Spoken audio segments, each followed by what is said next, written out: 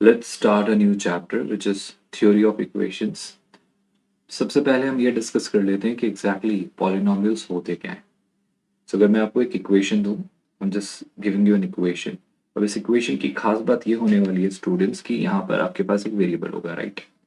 तो लेट्स इस इक्वेशन में एक ही वेरिएबल है. So first of all we are discussing और टॉकिंग अबाउट पॉलिनोमियल और polynomial equation in one variable. So that's what we'll be discussing first of all, है ना? So polynomial in one variable. What does it mean? और ये कैसे workout करते हैं, मतलब एग्जैक्टली ये कैसा दिखता है? Let's talk about that. So if I were to talk about an expression, यहाँ पर मैं let's say इसे डिनोट करता हूँ x का एक फंक्शन जिसमें कुछ इस तरीके से चीजें लिखी गई हैं कि आपके पास x की पावर्स हैं. For example a0 x to the power n, then you have a1 x to the power n minus 1, then you have a2 x to the power n minus 2, and this is going on till you are reaching the final term. जैसे कि आपके पास एक और term मिलेगी जो होगी let's say a n minus 1, which of course will give you x to the power 1, and then followed by the final term which is a n. Now what you all need to understand is यहाँ पर ये जो n है, ये जो n है students, this power n should be a non-negative integer. It should be a non-negative integer. I hope ये language आपको समझ आ रही है, that it should be a non-negative integer. That's the first condition first of all. Of course, इस algebraic expression में सारी terms के पास एक ही variable है x. तो x की जो highest power है वो है n. तो n को मैं इस polynomial की डिग्री कहूंगा. I hope आप language समझ पा रहे हो. And when you talk about these a0, a1, a2, an, ये जो सारी terms है, these are coefficients or rather you can call them constant terms, मतलब constants. तो ये basically coefficients हैं और only constant term is an, क्योंकि an के अलावा बाकी सारी terms में आपके पास of course कहीं ना कहीं x की कोई ना कोई पावर मौजूद है. यहाँ पर एक और कंडीशन बहुत ज़रूरी है कि अगर आप कह रहे हैं इसकी डिग्री n है तो ये तभी पॉसिबल है जब a नॉट जीरो ना हो. There is one more condition that a naught should never be 0. I hope this part is very well understood by all of you. Now, थोड़ा सा क्लासिफिकेशन करते हैं कि जो पॉलिनोमियल इन वन वेरिएबल लिया है इसमें x को अगर मैं रियल और कॉम्प्लेक्स बनाऊं तो आई होप यू अंडरस्टैंड. अगर x एक रियल नंबर है, आई होप आप समझ पा रहे हैं, अगर x रियल नंबर है so this will get converted into a real polynomial. I hope आप लैंग्वेज समझ पा रहे हैं. लैंग्वेज बड़ी सिंपल सी है. रियल पॉलिनोमियल का मतलब है, for example I am denoting f of x as, कोई भी एक रैंडम सा एग्जांपल लेकर मैं आपको देने की कोशिश करता हूँ, जैसे कि 5x cube minus 3x square plus 7x minus 2. Now that's a real polynomial. क्यों? क्योंकि मैं यहाँ ये कह रहा हूँ कि ये जो x है, this variable x is a real number. This is what I am trying to convey और कम्युनिकेट हियर. सो अगर आपके पास एक पॉलिनोमियल है जैसा हमने पॉलिनोमियल के लिए देखा इन वन वेरिएबल, और उसमें जो x है अगर मैं उसे एक रियल वेरिएबल की तरह इंट्रोड्यूस करूं, दैट ये जो इस पॉलिनोमियल इक्वेशन को जब हमने यहाँ लिखा था इसमें जो x हमने लिया था, अगर इस x को मैं एक रियल वेरिएबल की तरह ट्रीट करूं तो ये equation will be treated as a real polynomial. I hope this language and this part is very well understood by all of you. When you talk about a complex polynomial, तो complex polynomial का मतलब क्या होता है? Complex polynomial का मतलब होता है कि अगर उस equation के पास complex variable और complex coefficients हैं, in that case the equation gets converted into a complex polynomial. Now, what do I mean by that? If I'm talking about complex polynomial, it simply means an equation or an expression basically. Complex polynomial हम explore कर रहे हैं students. So an expression basically जहां पर आपके पास variable तो आपका of course complex है ही, even coefficients are also complex. For example if I were to write let's say x to the power 4 minus 7 iota x cube plus 3 plus 2 iota x square minus let's say 4. Now when you talk about this equation has coefficients which are either real or purely imaginary or complex. I hope you're getting my language.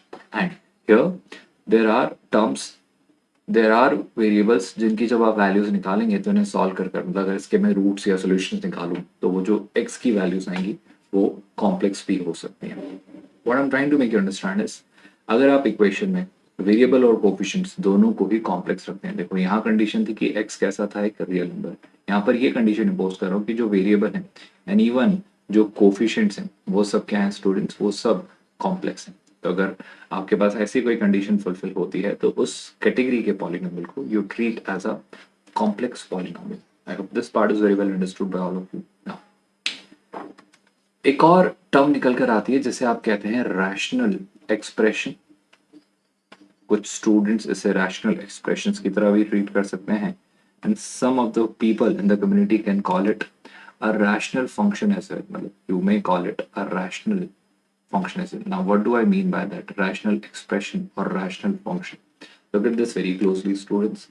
अगर मैं आपसे एक expression कहूँ जो इस form का है, px upon qx. I repeat, if you are having or dealing with an expression which is of the form px and qx, जहाँ पर p और और qx जो है वो बेसिकली पॉलिनॉमियल है x में, तो आपके पास ये जो एक्सप्रेशन बन रहा है px upon qx, ये एक रैशनल एक्सप्रेशन होगा। एंड ऑफ कोर्स ये बात हम जानते हैं, ये जो दोनों हैं इनमें क्या है, जो px और qx हैं स्टूडेंट्स, वो दोनों क्या है, they are first of all polynomials in x। I hope ये लैंग्वेज तो सबको क्लियर है। And of course we all know it very clearly that qx should never be zero. So अगर ऐसा हो रहा है, सो इस मौजूदा एक्सप्रेशन को we call a rational expression और a rational function. This is how it is treated. Now, I hope this can be very well said कि हर पॉलिनोमियल एक रैशनल एक्सप्रेशन होता है, बट हर रैशनल एक्सप्रेशन को आप polynomial कहें ऐसा जरूरी नहीं है। For example if I were to write, अगर आप समझना चाह रहे हैं एग्जैक्टली मैं क्या कहना चाहूँ, जैसे कि लिखा है x square minus 5x plus 2 divided by x plus 7. Now this is written in the px upon qx form where clearly qx is not 0. So this expression is a rational expression or a rational function. So I hope you are getting a lot of clarity कि चीज़ें कैसे होती हैं। अब अगर मैं आपको समझाऊं कि चीज़ें एग्जैक्टली कैसे वर्कआउट करती हैं जब बात आती है डिग्री की, सो डिग्री को लेकर हमने अपना ओपिनियन बड़ा सिंपल सा समझा है। डिग्री मतलब अगर आपके पास एक पॉलिनोमियल है, यहाँ पर हमने अपना डिस्कशन कुछ ऐसा किया था, a n अगर मैं लिखूं x to the power n plus let's say a n minus 1 x to the power n minus 1 and this is going on till final term a naught। तो याद रखिए अगर आपके पास x की पावर n है कुछ इस तरीके से, ऑफ कोर्स यहाँ पर जो n होना चाहिए it should be a non negative integer. तो ये जो n है यहाँ पावर बशर्ते a n क्या हो स्टूडेंट्स, जीरो ना हो। तो ये जो n है इस n को हम इस पॉलिनोमियल की डिग्री बोलते हैं। अगर आपको और क्लैरिटी चाहिए मैं कुछ एग्जाम्पल देता हूँ, जैसे कि मैं लिखूँ 2x plus 3, now that's a polynomial in degree 1। अगर मैं एक और पॉलिनोमियल लिखता हूँ जैसे कि let's say 3x square plus 2x minus 2, now that's again a polynomial in degree 2। so इससे अगर मैं डिग्री 1 में एक पॉलिनोमियल कह रहा हूँ तो इसे usually we call a linear equation, और लीनियर इक्वेशन के अलावा I would call it linear polynomial, क्योंकि इक्वेशन तो इक्वल टू कुछ रखने पर बनेगा। So this is first of all a linear polynomial. This will be called, चूंकि डिग्री 2 है, so this will be called a quadratic polynomial. I hope you are getting it very clearly. had I introduced a power 3 वाला term, जैसे कि मैं कुछ लिख दूं 4x cube minus 3x plus 1, now this has degree 3 क्योंकि इसमें highest power 3 है, तो this is called a cubic polynomial. जैसे मैं लिखूं let's say F G H है ना, कुछ भी ले लो आप, जैसे कि मैं ले लेता हूँ लेट्स से लैम्डा एक्स है ना, तो लैम्डा एक्स मैंने लिया और यहाँ पर अगर मैंने पावर इंट्रोड्यूस की है 4, तो पावर 4 को आप कहते हैं बाई क्वाड्रेटिक। जैसे कि मैं अगर लिखूं x to the power 4 plus x square plus 1, so this is a biquadratic। now similarly अगर मैं एक और लेट्स से कुछ और आपके सामने एक्सप्रेशन लेकर आता हूँ जहाँ पर पावर 5 है, जैसे कि 5x to the power 5 plus 4x to the power 4 plus 3x cube plus let's say 2x square plus let's say x plus let's say 1, अगर मैं ऐसा कोई एक्सप्रेशन आपके पास लेकर आता हूँ, so this here having degree 5, और डिग्री 5 हो तो उसे कहते हैं पेंटिक पॉलिनोमियल। तो इस तरीके से आप हाई डिग्रीज के साथ डील करते चले जाते हैं और आप इन्हें वर्कआउट करते हैं। आई होप यहाँ तक तो अभी तक कोई भी कंफ्यूजन, कंसर्न, प्रॉब्लम नहीं है। पॉलिनोमियल इक्वेशन के बारे में मैं कुछ कंक्लूजन्स, कुछ इंपॉर्टेंट बातें आपसे कहना चाह रहा हूँ। अगर मैं आपसे कहूँ एक पॉलिनोमियल इक्वेशन है, I repeat, now when you are dealing with a polynomial equation तो क्या चीजें बदल जाती हैं पॉलिनोमियल एक्सप्रेशन से पॉलिनोमियल इक्वेशन में, वो डिस्कशन, वो बातें अब हम करने वाले हैं। बड़े गौर से देखिएगा। मान लीजिए आपके पास एफ ऑफ एक्स एक पॉलिनोमियल है ना, और एफ ऑफ एक्स पॉलिनोमियल है जिसे मैं जीरो के इक्वल रख के सॉल्व करने की कोशिश करता हूँ फॉर एक्स। तो ये जो एक्सप्रेशन आपके पास है ना, f of x is equal to zero, now this is called a polynomial equation. Of course अगर ये पॉलिनोमियल इक्वेशन है तो हमेशा इसके पास रूट्स तो होंगे, यानी इसके सॉल्यूशंस तो होंगे ही होंगे, चाहे वो रियल हो, चाहे वो इमेजिनरी हो, चाहे वो कॉम्प्लेक्स हो, बट इसके सॉल्यूशंस तो होंगे। What I am trying to make understand is आप मिनिमम एक 1 डिग्री की भी पॉलिनोमियल इक्वेशन लोगे, जैसे कि 2x + 3 = 0, so do you not think इसका कोई ना कोई तो सोल्यूशन होगा। तो इसके पास कोई भी आप पॉलिनोमियल लिखें, पॉलिनोमियल इक्वेशन लिखें, it will always have at least one root. One root या वन सोल्यूशन का मतलब होता है कि x की कोई ना कोई वैल्यू तो कम से कम एक वैल्यू तो इसे सेटिस्फाई करेगी। आप ऐसे समझो डिग्री 1 है, और चूंकि डिग्री 1 है तो वर्स्ट केस में भी जब डिग्री 1 है तो कोई ना कोई तो वैल्यू होगी ही जिसके लिए जीरो होगा, चाहे वो रियल हो, चाहे वो इमेजिनरी हो, चाहे वो कॉम्प्लेक्स हो। अभी तक इस पे कोई कमेंट मैं आपको नहीं दे रहा, but I hope you are realising a polynomial equation will have at least one root.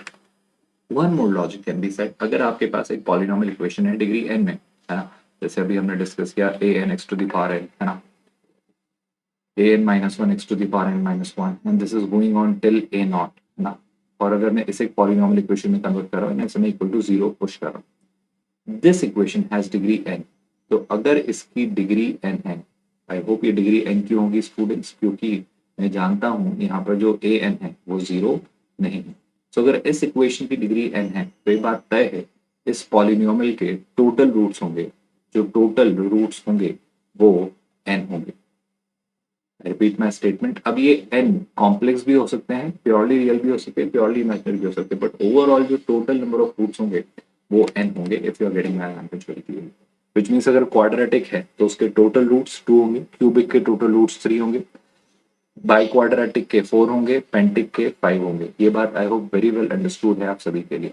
तो रूट को लेकर आई होप अभी कोई कंफ्यूजन नहीं है। जैसे कि अगर मैं आपको समझाने की कोशिश करूं, आपने एक लीनियर इक्वेशन ली ax + b, है ना, तो यहाँ पर आपको डेफिनेटली एक रूट तो मिलेगा ही मिलेगा, वो रियल हो, कॉम्प्लेक्स हो, दैट ऑल डिपेंड्स कि वो कैसा पॉलिनोमियल है, और a lot of parameters are there, but basically अगर एक नॉर्मल ये रियल पॉलिनोमियल है तो इसका एक रियल सोल्यूशन डेफिनेटली होगा।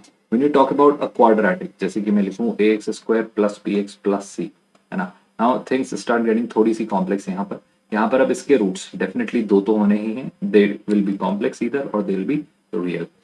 क्यूबिक है तो 3 रूट्स, पेंटिक है तो 5, बाई क्वाड्रेटिक है तो 4, इस तरीके से आपको सारे रूट्स मिलते चले जाएंगे। When you talk about roots, मतलब रूट्स एग्जैक्टली हैं क्या, जब मैं कह रहा हूँ बार बार ये लैंग्वेज में कि रूट्स मिलेंगे, रूट्स मतलब उस इक्वेशन को सेटिस्फाई करने वाली वैल्यूज। तो रूट्स ऑफ एन इक्वेशन का मतलब क्या है, जरा उस पर विचार विचार करते हैं, ध्यान से सुनिएगा। मैं अगर लिखूं आपके सामने जैसे कि x² -5x + 6, राइट, ये मैंने एक इक्वेशन लिखी है, आई hope you can see it very clearly. इस इक्वेशन को अगर हम सॉल्व करने की कोशिश करें, और इस इक्वेशन में ऑफ कोर्स मैंने इक्वल टू क्या रखा है, जीरो, तो मैं जब इसे सॉल्व करता हूँ तो मुझे मिलता है कि अगर ये एक पॉलिनोमियल था जो कि x में एक पॉलिनोमियल था, यानी f ऑफ x जो हम लिख रहे थे वो था x² -5x + 6, तो अगर आप x की जगह 2 रख दें, अगर आप x की जगह 2 रख दें, यानी आप f ऑफ 2 निकालें, तो ये हो जाना है 2 का square -5 × 2 + 6, which is turning out to be 0। My point is very simple, अगर आपको f ऑफ 2 0 मिलता है तो इसका ये मतलब होता है कि 2 जो है वो आपके इस पॉलिनोमियल इक्वेशन का रूट है। Are you getting my point? So one of the roots of this polynomial equation is 2. Why am I saying that? Because f of 2, when 2 is replaced in this equation, generates the value 0 of this expression. So if you're getting 0 as the value of the expression, the value which you are placing in place of x, which is giving you the value of expression as 0, वो value जो x की आपने replace की है, वो value उस equation का, उस polynomial equation का root होता है। होप ये language आपको clear हो गई। Now, सिंपली अगर मैं बात ये कहूँ कि अगर आपने पॉलिनोमियल की डिग्री वर्कआउट की है तो डिग्री पर ही आपके रूट्स डिसाइड होते हैं, यानी जितनी उसकी डिग्री होनी है उतने ही उसके टोटल नंबर ऑफ रूट्स आपको मिलेंगे। रूट्स को लेकर एक और काफी इंटरेस्टिंग आप जनरलाइजेशन डिस्कवर कर सकते हैं, जो कि यह है कि मान लीजिए आपके पास ग्राफ आप ड्रॉ कर रहे हो, आप इन सब के ग्राफ ड्रॉ कर सकते हो। जैसे आपके पास डिग्री 1 है तो स्ट्रेट लाइन बनेगी, अगर डिग्री 2 यानी क्वाड्रेटिक है तो एक पैराबोला बनेगा, डिग्री 3 है तो एक पॉलिनोमियल बनेगा, डिग्री 4 में भी एक ग्राफ बनेगा। हर केस में जो भी डिग्री होगी पॉलिनोमियल की, आपके कर्व्स बनेंगे, और जो भी वो ग्राफ या जो भी वो कर्व बनेगा, डिग्री पर बेस्ड इस कंक्लूजन को अगर मैं आपको समझाऊं तो वो कर्व जहां जहां एक्स एक्सिस को इंटरसेक्ट करेगा, वो कर्व जहां जहां एक्स एक्सिस को इंटरसेक्ट करेगा वही उसके रूट्स होते हैं। इस बात को बस अभी फिलहाल याद रखिए, इस पर एक डिटेल्ड डिस्कशन आने वाले वक्त में हम करेंगे। मैं आपसे कहना चाह रहा हूँ कि एफ ऑफ एक्स जीरो कहाँ होगा, तो I would say F of x zero वहां वहां होगा जहां जहां कर्व एक्स एक्सिस को इंटरसेक्ट करेगा, क्योंकि यहाँ पर एक्स कुछ भी हो, एफ ऑफ एक्स क्या होगा, zero. So F of x के जीरो होने का मतलब ज्योमेट्रिकली ये समझा जा सकता है कि इस एफ ऑफ एक्स का जो ग्राफ बनेगा वो ग्राफ एक्स एक्सिस को किन पॉइंट्स पर इंटरसेक्ट करता है। सो ग्राफ एक्स एक्सिस को जिन भी पॉइंट्स पर इंटरसेक्ट करता है वो पॉइंट्स ही उस इक्वेशन के रूट्स होते हैं। आई होप ये लैंग्वेज आप समझ पा रहे हैं। If I talk about the solution set, मतलब रूट्स का ही एक एक्सटेंडेड वर्जन है सोल्यूशन सेट। तो सोल्यूशन सेट का ये मतलब होना है स्टूडेंट्स कि आपने एक पॉलिनोमियल इक्वेशन को सॉल्व किया, और जब आप उस पॉलिनोमियल इक्वेशन को सॉल्व कर रहे हैं तो वो सारे सॉल्यूशंस जो उस इक्वेशन को सेटिस्फाई करते हैं they are called the solution set. For example अगर मैं एक इक्वेशन लेता हूँ x cube minus 2x square minus 5x plus 6, right. अब अगर मैं इसके सोल्यूशन सेट की बात करूं तो पहली बात तो ये कि इसकी डिग्री 3 है, विच मीन्स इसके टोटल 3 सॉल्यूशंस तो मैक्सिमम होंगे, है ना, रियल कॉम्प्लेक्स सबको मिला। अगर आप इसे सॉल्व करें तो सॉल्व करने के बाद जो x की वैल्यूज आएंगी जो इसे सेटिस्फाई कर रही हैं वो होंगी 1 -2 एंड 3। आप इन्हें रख के देखिएगा, आप जब x की जगह 1 रखेंगे, 2 रखेंगे और -2 और 3 रखेंगे, ये इक्वेशन सेटिस्फाई होगी, विच मीन्स ये जो 1 -2 और 3 है ये इस इक्वेशन का सोल्यूशन सेट है। किसी भी इक्वेशन को सॉल्व करने का मतलब ये होगा, फॉर एग्जाम्पल मैं कहूँ चलिए इस इक्वेशन को सॉल्व करिए, तो सॉल्विंग एन इक्वेशन का मतलब यही होता है that you are finding the roots of the equation, you are finding the solution set of the equation. आप उसके सारे पॉसिबल सोल्यूशन, सारे पॉसिबल रूट्स वर्कआउट कर रहे हैं। This is the meaning of the solution set. I hope polynomial को लेकर एक डिटेल्ड डिस्कशन हमने किया है। In the next lecture will have a detailed discussion on identities.